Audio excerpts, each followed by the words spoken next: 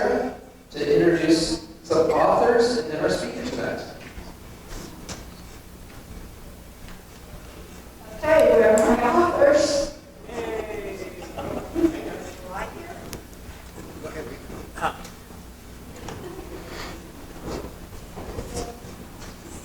Okay, our first author.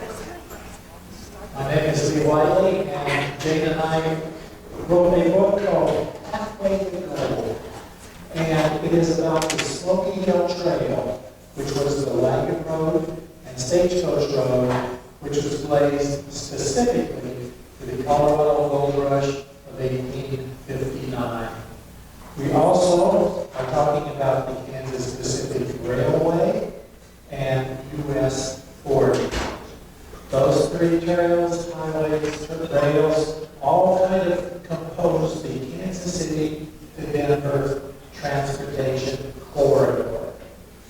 Now, of course, we know that history cannot be viewed at 75 miles per hour. So I only mentioned Interstate 70. And to drive home the point, I have the little I-70 symbol here with a big red line through it. Because this more or less says, friends don't let friends drive the interstate. And Lee is going to be our presenter for the next meeting.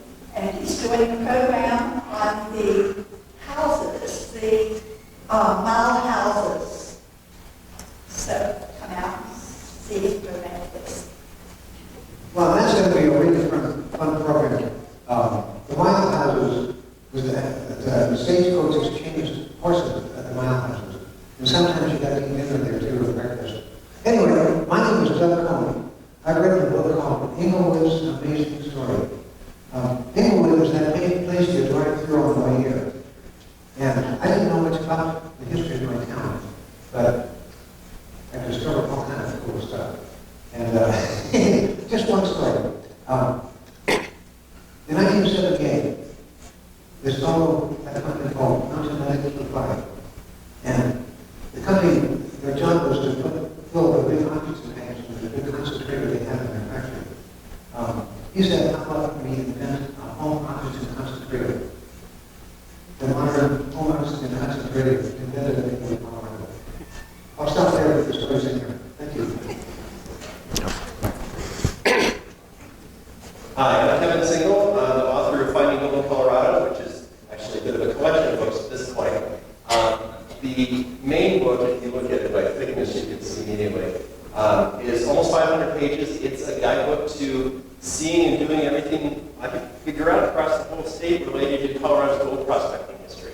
So it mentions the route that is in their book, but doesn't cover it in any of the detail that they've got, so I recommend that as a companion volume if you're interested. But I cover Colorado, the origin story of the state, which is our gold rush, and why the state was created, why you're not sitting in Kansas right now, because this would have been Kansas, and then ended up with gold.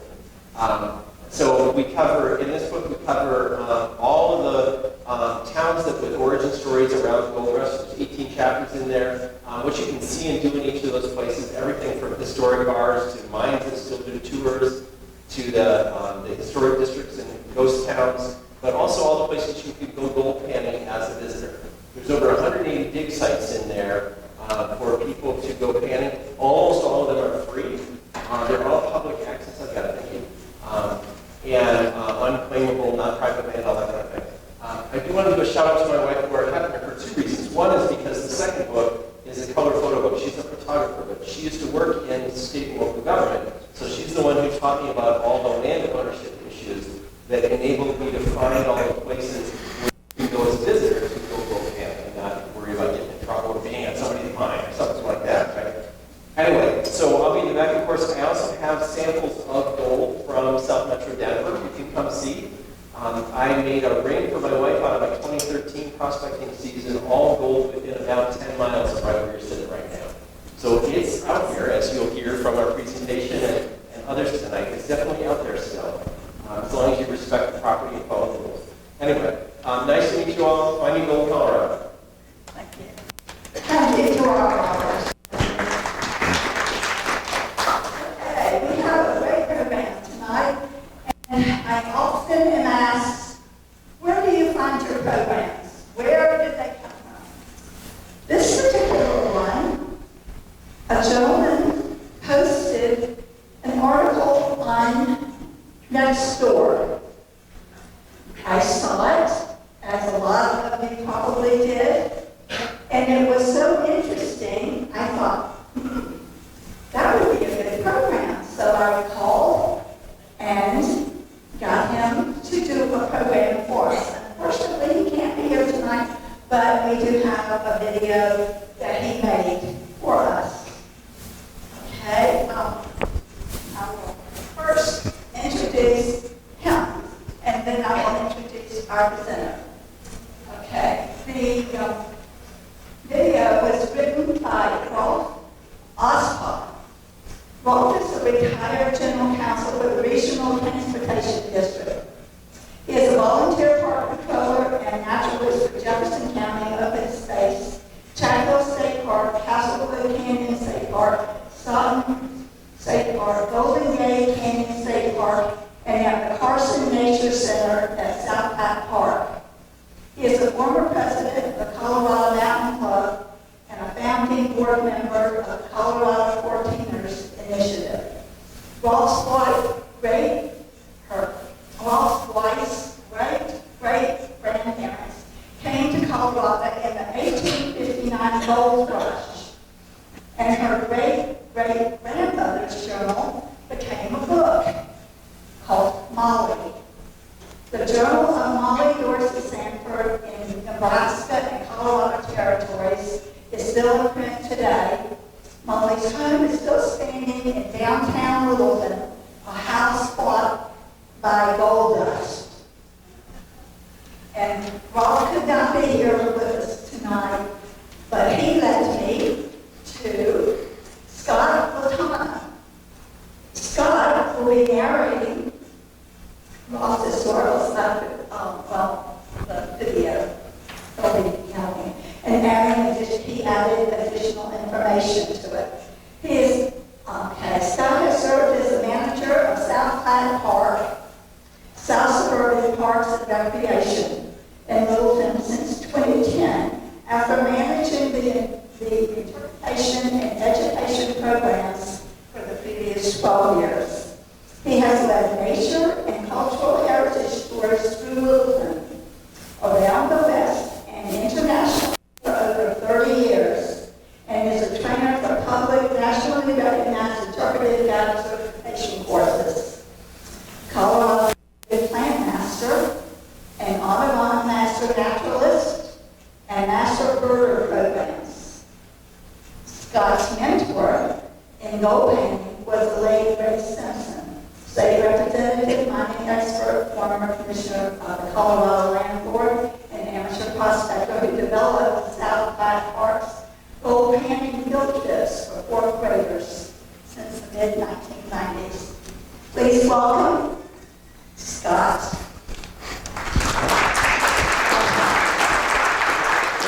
Thank you very much.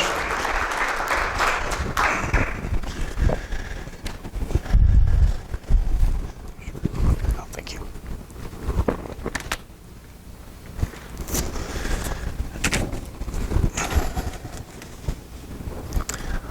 Well, there's gold in them thar hills.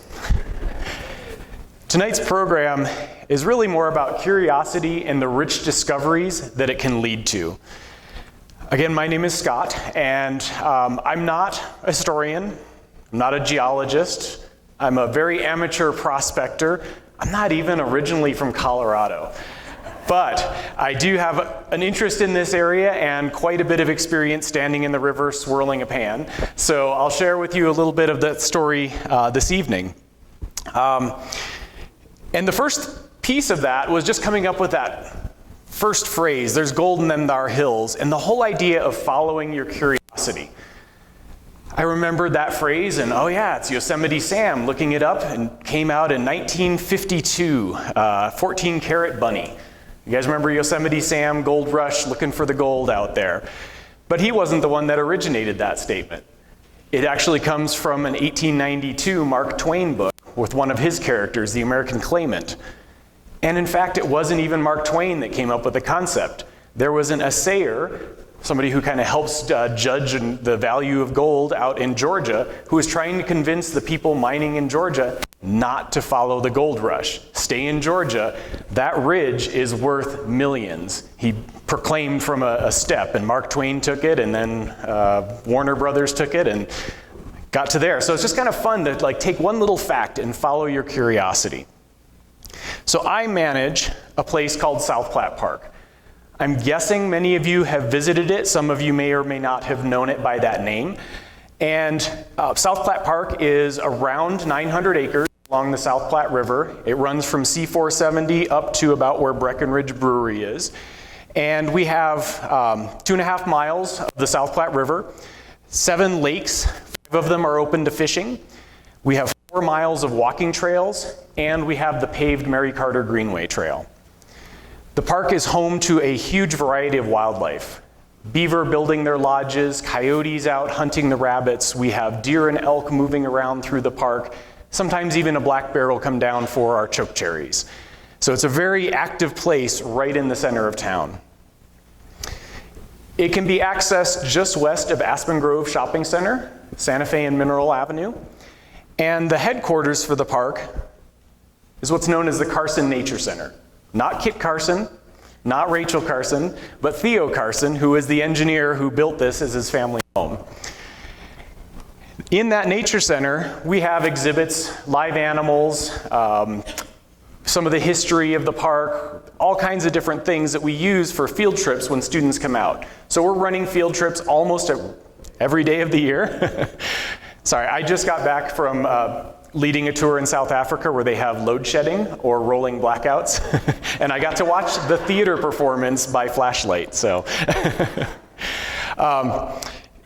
at the Nature Center, we have all these exhibits and the school field trips. We also do programs for adults. We do birding education programs and guide certifications, campfire programs, stargazing, lots of things along those lines. At the Nature Center, we have volunteers that help us. Some help coordinate our resource management program, some help guide our school field trips, and some work in the Nature Center as guests, or to welcome the guests. And Rolf is one of those people. So the introduction that Sarah gave you, Rolf volunteers all over the place. I think if he volunteers 1 day a week at a different place, he still doesn't have enough time in a week. Rolf is a deep thinker with lots of ideas. And one of those ideas led him to research some local history, to write an article, and eventually set up this presentation. As she mentioned, he wasn't able to make it this evening, but he did end up narrating his presentation. I was going to narrate it to you, but he put it together in a slideshow that we're going to show for you now. So if I have David ready to help switch me over, we're going to do a quick jump to what Rolf discovered. Oops. That's all right.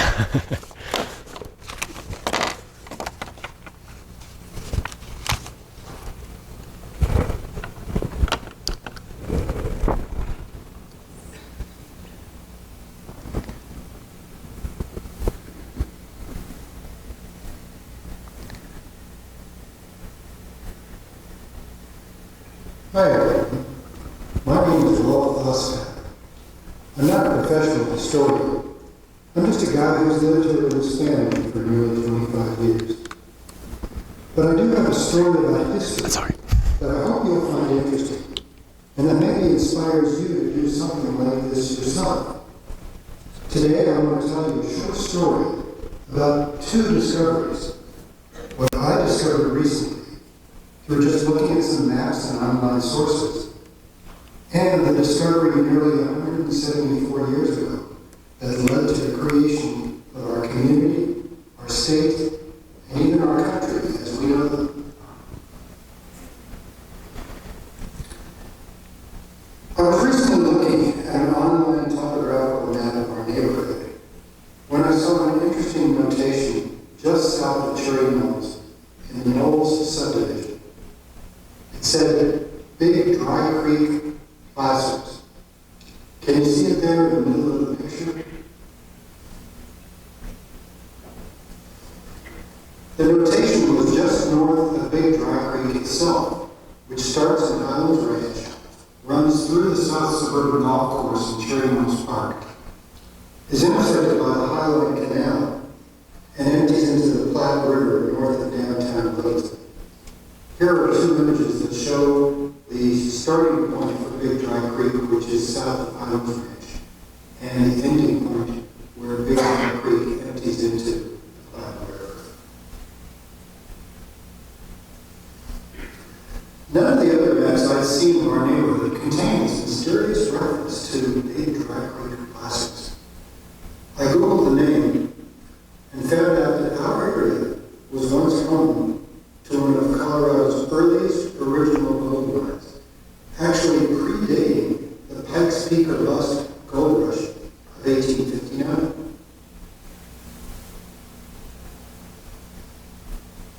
Okay, first things first. What are Big Dry Creek classics? Well, I know what a Big Dry Creek is, of course. There are actually two rivers around here with that name. The settlers weren't always so imaginative, I guess. But the one that is in our area has its headwaters in what's now Daniels Park, near Briggs Road, and runs 17 miles north and west, including through what's now Highland Heritage Park, Cheese Ranch Historic Park, South Suburban Golf Course, Cherry Mills Park, Tacoma Park, and Bellevue Park, where the Pirates Cove Family Aquatic Center is located, before joining the South Platte River. So next question, what's a placer? And how do you pronounce that? The answer, as I also discovered through Google, in the context of mining, is like gasser, placer. A placer mine is a surface mine, where rivers and streams are sifted for gold deposits, either by individual miners panning for gold, or with more extensive machinery such as sluice boxes and rockers. All the way up to the huge barges that used to ply the river's new wreckage.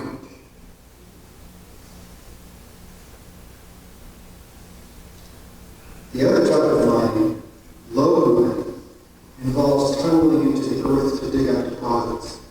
You can see examples of lode mines throughout the state, and you can see some large lode mines right from the road as you drive Echo Springs. You can see the Arkansas mine, for example. Armed with that rudimentary knowledge of mining through online research, I started digging, no pun intended, into the history of the Big Dry Creek classics. And here's what I discovered. First, in 1848, a group of Cherokee Indians were taking horses on the Cherokee Trail from Oklahoma to California, but they were too late in the season to cross the Rockies. They wintered at the confluence of the Platte River and Cherry Creek, what is now in downtown Denver, and they happened to find a little gold there.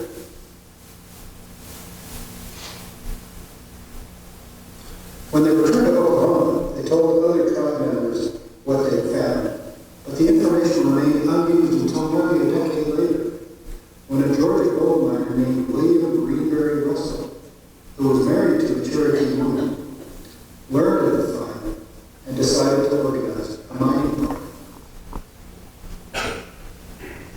You see, not that many people may know it around these parts, but back in the early 1800s, Georgia was one of the primary gold mining regions in the United States. In fact, the discovery of gold and the influx of miners and farmers into Georgia led to the forced banishment of Georgia's Cherokee and other Native American tribes to Oklahoma, in what we know as the Trail of Tears.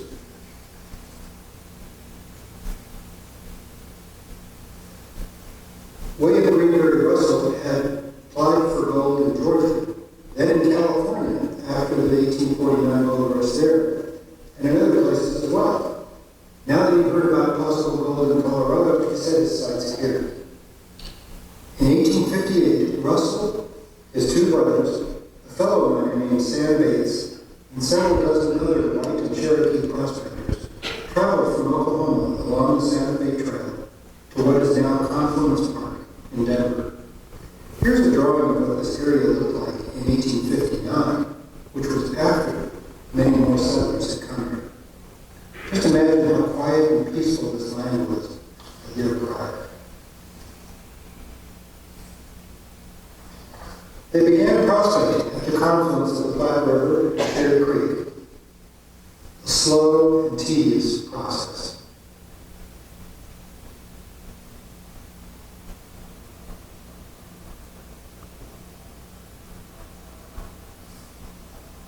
But with limited success, most of the miners returned home. The Russell brothers, Bates, and 9 other men stayed and started to explore farther south into what's now our neighborhood. In July 1858, the Russell party found what they called good diggings at the mouth of Big Dry Creek on the South Platte. And they continued to set up placer operations upstream along Big Dry Creek from there, including at what's now Cherry Knolls and the Knolls. The Big Dry Creek placer mine in the Cherry Knolls and Knolls neighborhood was actually discovered by William Greenway Ralston and Sam Bates.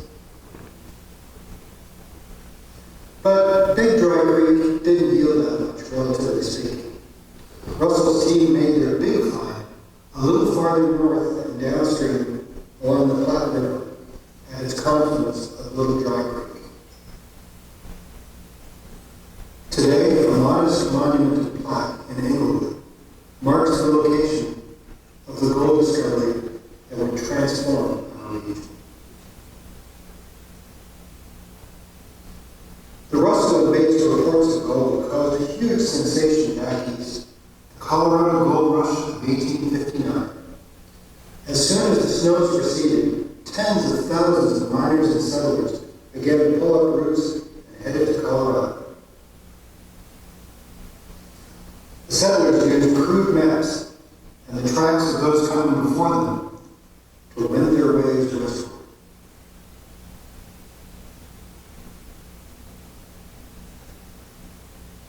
Numerous routes were tried to get across the huge expanses of the Dry River. Some routes were successful, while others, such as the Starvation Trail you can see here, appear to have been less so.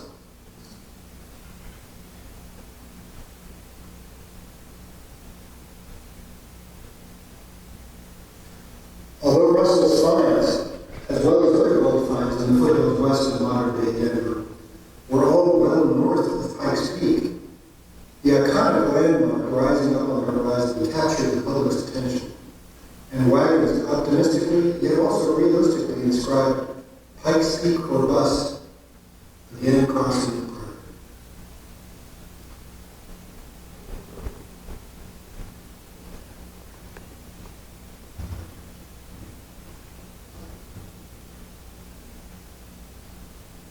The passage was very hard, and many busted rather than made it to Colorado. Some with tragic results.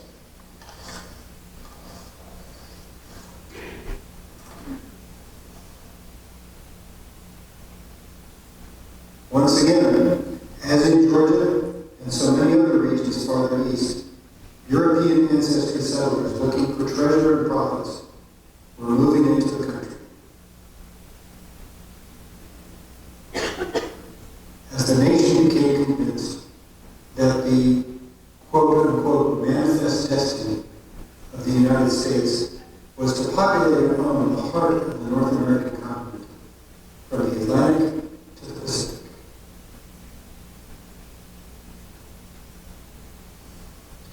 Our continent's indigenous residents were overwhelmed by the relentless riding trends. Treaties were solemnly made, but repeatedly broken by the United States government. And the Arapaho, Ute, Kiowa, and other tribes for which this region had been home for untold generations would gradually be uprooted and forced into far away, far less desired areas.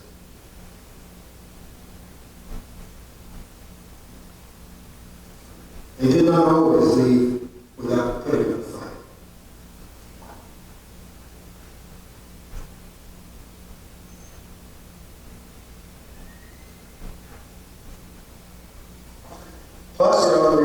continue along the Platte River and other rivers in Colorado. But in relatively short order, the surface traces of gold, which had been washed downstream from eroded underground deposits, began to play out.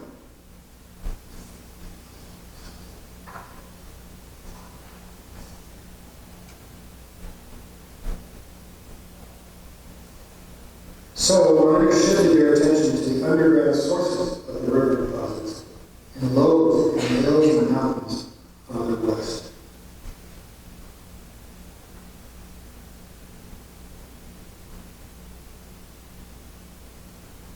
Already in spring of 1859, gold deposits farther west had led miners to the Gregory gold diggings.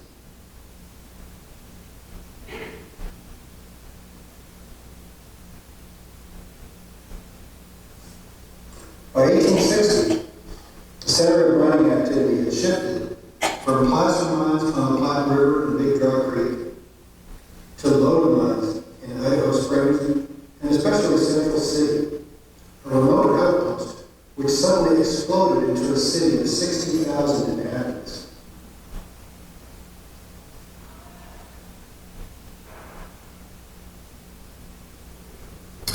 Not much is known of sand baits, but William Greenberry Russell left a still visible mark on Colorado. The town of Russell Gulch, near Central City, is now a ghost town, but still has a few buildings standing.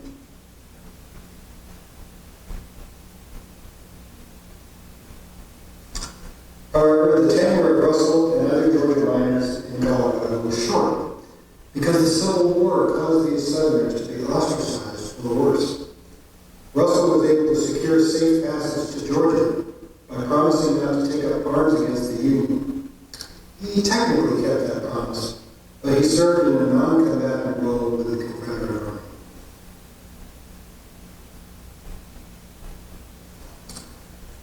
Is it worth it to get a pan and try to find gold in Big Dry Creek today?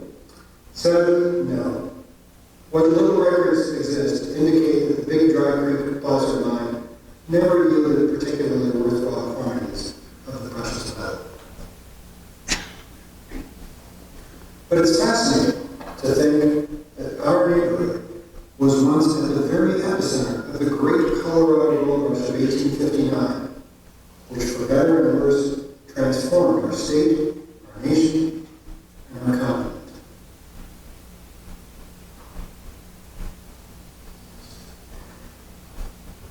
When I learned what Big Dry Creek placers meant, I wrote a little article for my neighborhood newsletter and then put it on the Next Door website, where it's been seen by thousands, liked by nearly 1,000 people, and commented on nearly 220 times.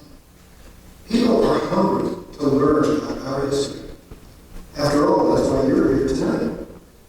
I hope you've enjoyed these two brief stories. First, about the discovery of gold in our area. And second, how any and all of us, even rank amateurs like me without training in history, can help recover and preserve our rich heritage.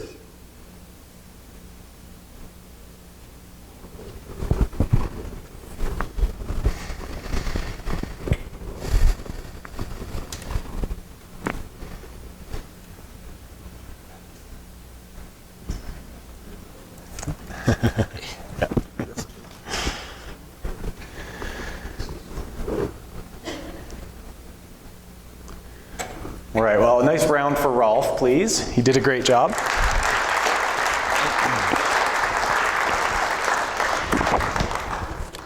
And I wanted to add a little bit to his presentation and a little bit more about the context. Great, thank you. Thanks for your help. On where all of this came from. One of the things that I found interesting, there's always a big push for who discovered the gold. I think Rolf did a really good job of focusing on the fact that Russell was the one who really got the drive started out here. There are some references in journals of a French trapper back in 1835 that had found some gold in southern Colorado, took it down into New Mexico to get it analyzed, basically, and then couldn't remember exactly where he got it from. In 1850, Lewis Ralston was recorded as having been somebody who found gold in this area. Ralston was a miner in Georgia who was married to a Cherokee woman and was mining for gold successfully in Georgia on his land. When the big gold rush started to move into Georgia and the Cherokee were uprooted from their ancestral homelands, Russell's name was on their rolls because he had married a Cherokee woman and he ended up losing his land. So that's kind of what drove him out west looking for gold and other ways to survive or to get rich along that way.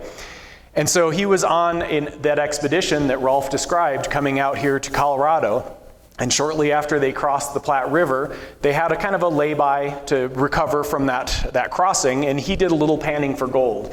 And somebody writing a journal on his trips, they named this creek Ralston Creek because a guy by that name had found some gold there. So that story kind of traveled around for about 10 years, and through his Cherokee connections, that's where Russell learned about the gold. Russell had been successful out in California on 2 different expeditions. He actually had enough money to take a ship back across the Panama Isthmus. He had to cross by land and then ship his way back to Georgia. But he had enough money to fund that expedition to go find Ralston's Creek. That's what he was looking for when he came out here and started at the confluence of Cherry Creek. And in the journals from that expedition, it mentions the Mexican diggings. So I like to follow my curiosity and find out, they didn't just kind of show up here in Colorado, shake their pan and say, oh, look, there's gold. They went to a spot that had been worked by people of Spanish descent that had come up from Mexico to work that area. So just kind of as a reminder, the Spanish were the first Europeans to settle in Colorado back in the first expeditions around the late 1690s or so. We were part of the Spanish territories until 1821 and part of Mexico until 1848, at least down as far as Pueblo. So there were people out here mining for gold, and so as far as who was the very first person to discover it, that can be a very hard question. But Russell's expedition really got the interest going. A couple other place name kinds of things I found interesting is out by Castlewood Canyon. Let's see if I can get a little pointer up here. If you go down near Franktown, there is a little road called Russellville Road. And there's a little place called Russellville Gulch. And that's different than Russell Gulch, but it is still named for William Greenberry Russell, and that's sort of the extent of where they went looking for gold along Cherry Creek. So a couple name influences in that area. And then the Russellville Gulch, let me give you a bigger map here, the South Platte drainage. So we've got the confluence of Cherry Creek and the South Platte River. Down in this area is where that Russellville Gulch is. And then up Clear Creek, where Black Hawk and Central City are, is where Russell Gulch is, and that's where it eventually got to the lode mine. So as Rolf described, gold is coming up through underground sources, through the rocks and the uplift, volcanic uplift here in Colorado, and it's getting washed into our streams, broken into very small pieces. So what they were finding in the South Platte River, that placer gold, there might be some small nuggets. Today, we're finding about what they were finding initially back then. It's called flower gold. Little bits of color that just tell you somewhere upstream there's a better source. And so it sounds like Russell spent a lot of his time exploring this area and then working their way up to eventually find that source up in the mountains. The South Platte River is what our park is all about, and kind of why we're involved. Whoops. See if I have a battery issue, maybe. Okay, can some of that's battery issues? Let's see. Okay. All right. Check test. All right. To speak a little bit to what South Platte Park is all about, this is a very large area of mountains that is drained by our river. So we're looking all the way up past Fairplay to Hoosier Pass. We've got a couple of different branches of the South Platte River all through South Park and the towns of Jefferson, coming down through Deckers. We've got a couple of different forks coming in there. And because of that, the snow source and where we are in the continent, this river has a history of floods. This photo is from downtown Littleton back in 1904, and those floods would come every 8 to 10 years. The flood that started the creation of South Platte Park was in 1965. Was anyone here for the 1965 flood? Yeah, it looks like about maybe 20% of our audience or so. If you weren't, you missed something pretty incredible, it sounds like. I did as well. But there was a rainstorm, similar to what's happened up in Boulder and Lyons over the last few years. If you remember 2013 and 2015, that immense destruction. The same weather pattern set up. 14 inches of rain fell in 1965 in 4 hours. That's the amount of water we get in a whole year came in one afternoon on this little tiny Plum Creek. I'm guessing many of you have driven across Plum Creek down by Titan Road. That creek overflowed by the time it reached where our nature center is at Santa Fe and Mineral. People described it looking like an ocean wave, 12 feet tall, of brown churning mud, a mile across. And as that wall of water came down the valley, it was a predictable, or not a predictable, it was a visible flood. So sometimes, rivers rise slowly. This was that flash flood wave. Littleton had 3 hours notice from the time that it hit Castle Rock, Sedalia, Louviers, and got to Littleton. As it was going, it was knocking over trees, houses, cars, power lines. People described standing up on the hills and watching the transformers spark and explode as they fell into the water. Other people talked about going down into the pastures along the river and cutting the fence line so that the horses and cows could try to escape, but there wasn't time to evacuate them all. All of that destruction wiped out the roads through Denver. Out of 27 bridges, 14 of them were completely destroyed or unusable after the flood, and most of them were closed for several weeks for inspections and repairs. This map shows the extent of the South Platte flood in 1965. We have oriented here. Here's C470, Mineral Avenue, Platte Canyon Road, and Santa Fe Road. The red is the border of South Platte Park. And you can kind of see the width of that flood impact. After the flood, the Army Corps of Engineers came in and said, Denver, you have a flood problem. You need to have a couple of reservoirs. They'd actually proposed Cherry Creek, and that was built in the 1940s. They had proposed Chatfield at the same time. Chatfield had a price tag of $49 million, and Denver was a pretty little cow town. So they didn't build Chatfield. When the flood hit, the water in Cherry Creek rose 50 feet overnight, but there was no damage. In the South Platte drainage without Chatfield, there was $350 million worth of damage overnight. Suddenly that $49 million looks like a bargain. So they built Chatfield. Eventually they built Bear Creek Lake. And instead of channelizing the river where our park is, the city of Littleton purchased the property to leave it as a natural floodplain. So you can go down there today and hike on the trails and explore, and there's not a risk of people's homes being destroyed by floods in that area. And just out of interest, Bear Creek, the water in that rose 40 feet in 2013 and 50 feet in 2015 from those flash floods. Chatfield still has not really been tested by a flash flood yet, so I keep all my files on the second floor. The other thing you may have noticed about the map of our park is everything's square. All of our lakes are square. That South Platte River, over all of the eons that it's been washing floods out of the mountains, there is aggregate material, sand and gravel, down in the ground about 30 feet deep, almost a mile wide in our river valley. And that material is extremely valuable. Any ideas what we use that aggregate for? Road. Every bit of concrete, building, bridge structures, that all needs that aggregate glued together with kind of a lime material to make our concrete.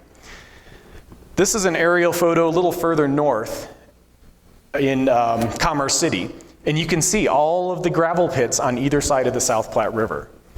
And I like to take visitors from the east up onto like Dinosaur Ridge and look out over the city of Denver and think about what it looked like when William Russell came here.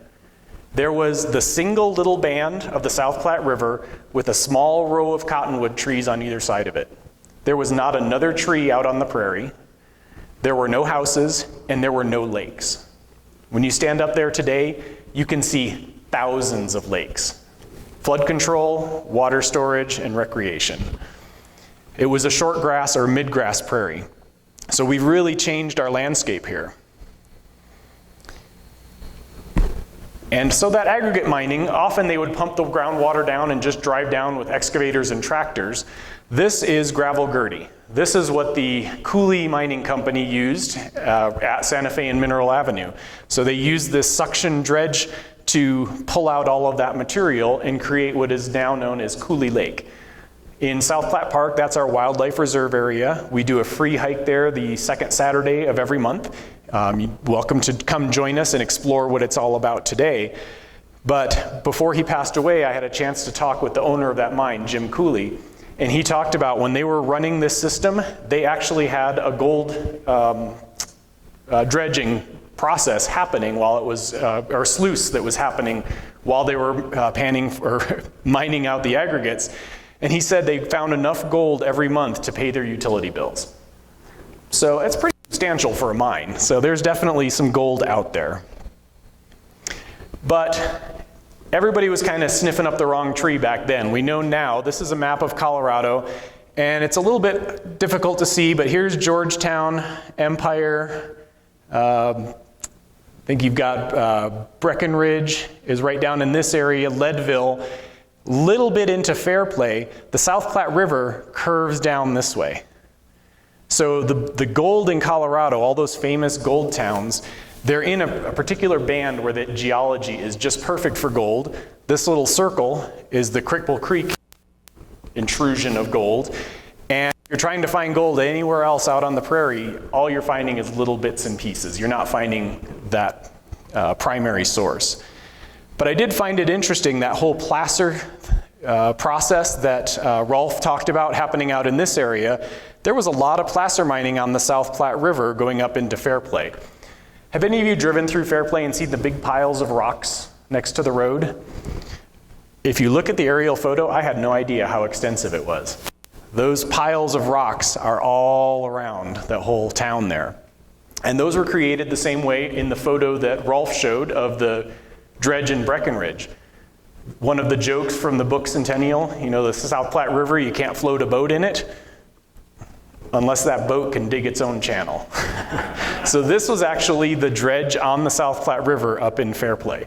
You can try to imagine a boat up on that little creek today. So, how does gold panning work? How do you find little bits of gold in a river? Well, I'll go back to the mentor that kind of showed me all about this, and Sarah kind of described a little bit about him, Ray Simpson. He was a geologist, he served on the land board, he was a state representative, and after he retired, he was a volunteer. He was one of the first volunteers at South Platte Park. And Ray would be out there, he did a little bit of hobby prospecting, but he would be out there with kids, sometimes 3 and 4 days a week, knee-deep in the river, showing fourth graders the history of Colorado. And he did this every single day until he passed away in his late 80s. So Ray showed us everything from where to dig to how to get that special swirl to be able to see the flakes in the pan, and how to get the gold into a bag that kids could take home and kind of remember that experience. It really helps to understand river dynamics, to understand where the gold's going to be. The physics follow a specific process. So in the Nature Center, we have this river model. It's sand, water flowing through sand, and it shows you when the river goes around a curve, the outside of the curve is erosion, and it's deeper and faster. The inside of the curve is where things deposit, and there's not as much energy. Understanding how that water works can help you when you go dig into a bar to decide, is the heavy gold going to be in this area of the bar, or is it going to be in a different area? So we kind of learned a few places to dig around on the active deposits in the river, and Ray could kind of look into the hole, and just by looking at where the cobbles were or what the composition of the sand was, have a pretty good guess if we'd find gold, and most of the time he was right. So the way that gold panning works is all about density, the physics of it. We kind of measure things on the scale of density, where water is 1 gram per cubic centimeter. Anything that has less dense is going to float in water, anything more dense will sink. As we start to put things into our pan, you dig out a little bit of sand from the ground. Put a few things here. And you start to swirl your pan with some water. And it's going to cause things to sort by density. So the water sits at the top with a density of 1. And then there's kind of our little pink gravels, the Pikes Peak gravels that you see anywhere you're digging around here. Those rocks have a density of 2 to 2.5. Garnets are going to have about a 4. And you'll start to see those gather in the bottom part of your pan in a whole mixture of black sand. I'm sure you'll be able to get to experience that back at the table if you want to do a little prospecting after I finish up here. That black sand is a mixture of magnetite and some other heavy metals, and I have a couple samples up here that are already sorted that you can look at, kind of a sparkly black material. It has a density that ranges from 4 to 8. Gold has a density of 19, so it's much, much heavier. It's the last thing that's going to be sticking in the bottom of the pan. So I brought my cubic foot here. The cubic foot is how we measure water in the river. Today, the river is flowing 5 cubic feet per second. So 5 of those boxes going by every second. Ooh-wee. It's not all that much water. It's ankle deep, maybe enough to get the bottom of your shoes wet. The flood of 1965 was 110,000 cubic feet per second. Quite a lot more than we've ever seen. Since Chatfield's been built, the most we've seen is 3,000 cubic feet per second. But I'd like to bring this box because if I were to fill this box with water, it would have a weight of about 62 pounds. The density of water is a 1. So now if I fill this box with sand, you double that, this box weighs about 120 pounds or so. If I were to be able to fill this box with pure gold, that'd be great. Okay, I can't do that. It would weigh over 1,200 pounds for just that same size box. So essentially what you're going to be doing is putting sand in your pan, swirling it around, sorting out those materials, and then using water to erode off layer after layer until what you see in the bottom of your pan is a little bit of sparkling gold flakes. In our area, we might find 1 to 3 specks of gold per pan. Again, nothing you're going to get rich on, but tells you that there's something better upstream. Now that's a really hard process. There were probably not a ton of people that would spend all day swirling with a pan looking for those gold nuggets. They were looking for faster ways to do it. And I think back at the table you'll find some examples of some sluice boxes and rocker boards and different ways of getting lots of sand and water to flow together very quickly.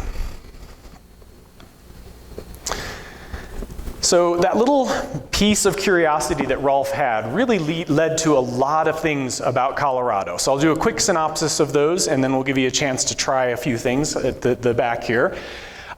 He mentioned the impact of gold, the removal of indigenous people. So there were some places where reservations had been set up.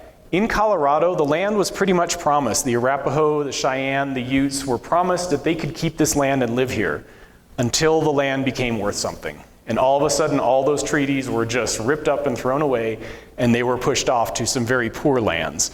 So that whole removal of the Western tribes really dates back to the interest in gold. Of course, immigration from the east, he talked about how it went from a couple hundred European settlers to over 60,000 European settlers within just the first year or so of the gold rush. The locations of the roads and trails. So he showed you the Smoky Hill Trail, and you're familiar with some of the Santa Fe routes and those sorts of things. All of those routes were the quickest way to get things out here, or the easiest way to get things out here. And the locations of cities. It sounds like Kevin's book has lots of information about those cities, why they were built where they were, where all the information, or where all the supplies were coming from. And you know the history of Black Hawk, Central City, Leadville, those were all mining towns. And of course, routes of the railways to get to those places, to get all of the goods up there and to get the people up to those areas. Weld County, the development of the agriculture in Colorado. All these people needed to have food. So gold led to the whole development of our agricultural system out here, including our water systems. Being able to take water out of the South Platte River, through the city ditch, through the Highlands Canal, and deliver it out into the eastern plains was all to provide that high level of food. And back to South Platte Park and South Suburban, Richard Little came to Colorado to dig one of those ditches, and he ended up founding the city of Littleton. Even our system of water rights, the way I understand what is today called the Colorado Doctrine, Western water law, started with gold miners. Somebody was running a sluice box, and the water source they'd been using for a while wasn't there anymore. They went upstream, somebody else was using the water. There may have been some physical battles, but eventually it became a court battle, and the court said, first in time is first in right. How many of you have heard that before? Okay, first in time means the first person putting that water to beneficial use gets their full share of water until the next person down the line, next person to make use of that water. So even if you live further from the river, if you were using the water longer, you have a better right to that water than somebody who actually lives on the river. And that's still in effect today. I mentioned the river's at 5 cubic feet per second. There's more than that down the South Platte River, but somebody has claims to that water. Most of those claims are 1869, 1870. Sometimes we'll see it get up to 1883. South Platte Park, we have a right to some recreation water and to run the fisheries. It's a 1993 right. Guess how often we're in priority? Pretty much when it's flooding. All right, development of commerce, our stores, the hotels, all of that commerce that built the cities of Denver and Golden and Auraria, which kind of got broken into Denver, all of those trace back to gold. And from a naturalist perspective, I manage a park. The composition of our forests. Do you remember the photo from Rolf's presentation of Central City? There were a bunch of white houses. Where were they sitting? Did you notice it was a bare hillside? The entire coniferous forest of the Front Range was cut down for mining timbers, fuel wood, railroad ties. You can still hike in the mountains and find old growth stumps of trees that used to be there. If you hike Golden Gate Canyon, there's a very small section of Rocky Mountain National Park and a small section in the Wet Mountains where you'll find some of those big old growth trees. But for the most part, our forests are less than 150 years old because we cut down most of those trees. And of course, our water quality. By opening up all those mines, we've opened up materials that have not been regularly or naturally flowing into our rivers.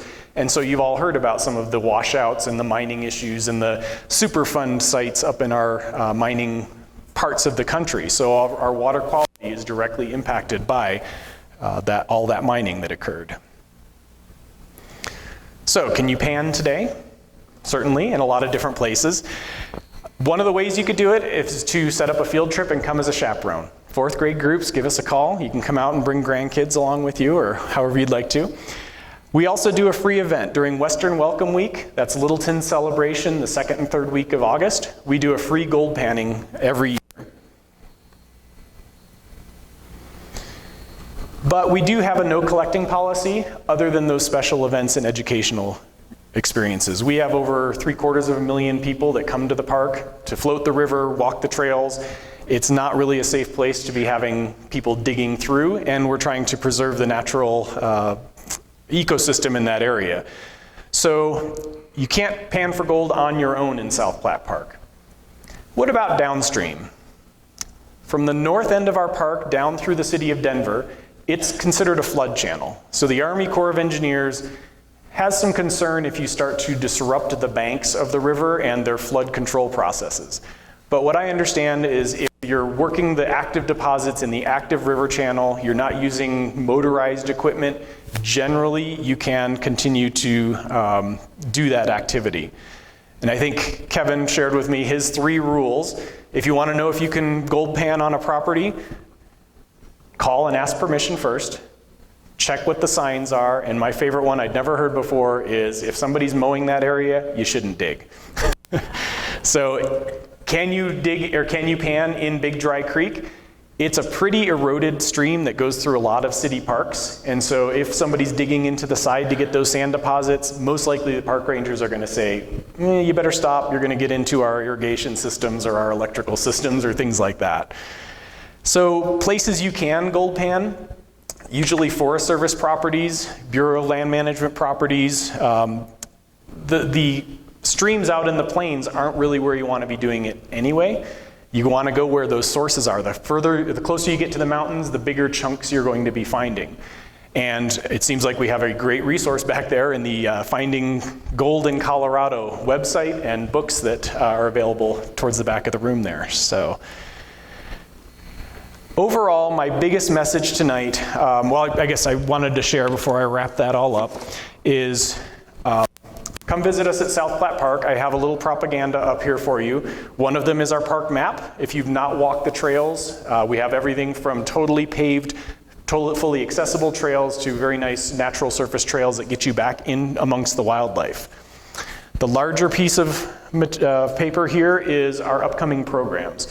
Like I said, we do a lot of stargazing, bird watching. We'll be doing some trips and tours next year. And the last one is we're always looking for volunteers to help with managing the park and teaching this stuff to the youth. So if you're interested in any of those things, come on up and I'll be happy to chat. But overall, my biggest message is follow your curiosities. When you get that question in your mind, whether you use Google or another search engine or go to a library or call a historic society or flip through a bunch of photos, don't stop. Keep asking questions and you will find amazing stories out there, just as Rolf did. And hopefully you'll share those with us. So that's everything I have for you tonight. I thank you for all for coming. I'm happy to take questions. I may have to refer to some of our history and geology experts in the back, but thank you all very much.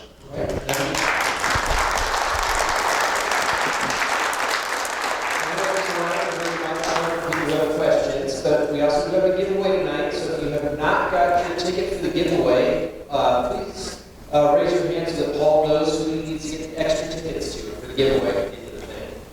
So I got two up here, one there, and one in the back, Paul.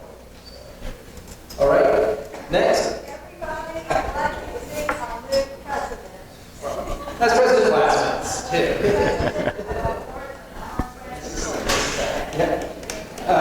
But also, questions. Does anyone have questions? Remember which order do you have your hands up for tickets? So now I'm looking for anyone that has questions.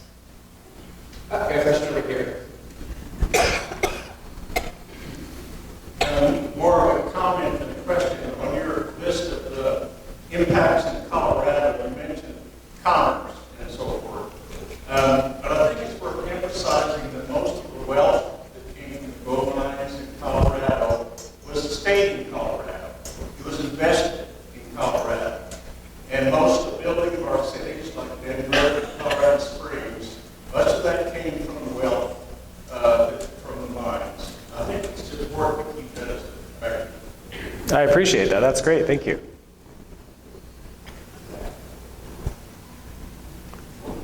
Right? Any more other questions?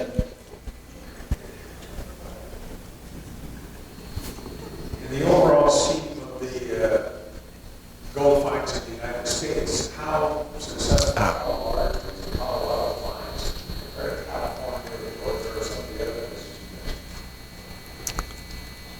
I'm going back because I did a little bit of research on this gold belt map. So unfortunately, I did not compare them to the other states in the area, but just looking at the gold locations. So let's see, the Leadville area produced 3 million troy ounces of gold in Leadville. The Breckenridge had over 1 million troy ounces. Clear Creek in Idaho Springs, 6.5 million. Alma and Fairplay, where they were doing the suction the dredging barges, 1.5 million. So you can really see the difference between that Clear Creek and Idaho Springs section in the middle of the gold belt versus that little bits that washed out into the river. Telluride, 6.8 million troy ounces, and Cripple Creek only 150,000 troy ounces. So that gold is really concentrated in just a few areas in Colorado. Do any of the other presenters have Kevin, do you have a feel compared to other states, or countries, I should say? The most interesting comparison that I can come up with is not a total. Thank you. The most interesting comparison I can come up with is not a total, but it's a striking difference between placer and lobe. So here in Colorado, about 5% of the gold produced was placer gold in the rivers and streams, and 95% was hard rock mine. In California, it was 70% placer. So the vast majority of it was not underground mining in California. So the experience out there was very different than the small-scale miner. A small-scale miner doing underground mining is not going to have any real success. You can't get very far without a whole team of people and a lot of money. Placer mining, on the other hand, as Scott shared, you can start with gold pan. I certainly do. And a lot of guys made a lot of money with just a gold pan where there was good placer gold deposits, which is not mostly here. Now that said, there's still lots of gold here, including gold placer deposits today, just not on the same kind of scale as the extremes of California. The biggest producing states overall would be Alaska, Nevada, California, Colorado, Arizona, and then just sprinkling others that have some gold, like Idaho and Montana, for example. But it actually comes down to it, though, there's at least a little gold in every state in the union, with the exception of Hawaii and Florida. Hawaii, of course, is all volcanic, and they don't have the right kind of magma, it's got gold in it. So if you find gold there, it's something somebody lost.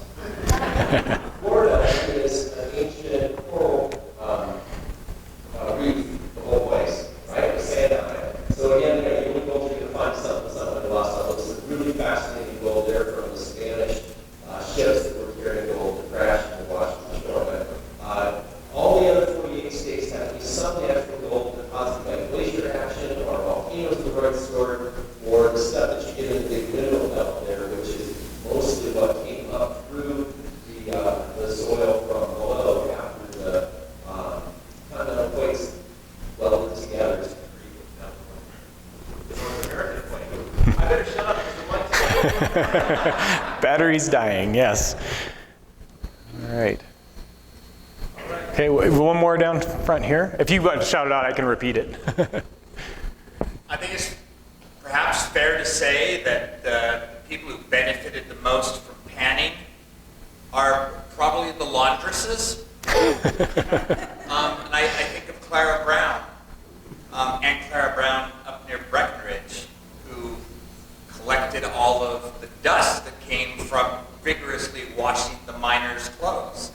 And at the end of the day, she collected from the bottom of her wash basin. That's fascinating. Nice. I also had a note in here, up in that area of Russell Gulch, there's still a mine you can go in, the Heidi mine, and they were telling me they've got a vein of gold. They can see it in there, and they think they have $1 million worth of gold, but to extract it, they think it'll cost about $3 million. So that's why you can go in and cut it out for yourself if you'd like. All right, I think we've got a giveaway here. All right, yeah, we'll do the giveaway. I think we're getting close to the end of this mic. I'm not sure why it's having some issues. So we got 6 items tonight. First, we'll start with the just a notebook. So everybody can do a notebook as the first item. So if you want to pull a number and then read the last 3 digits. Okay. All right, 102. All right.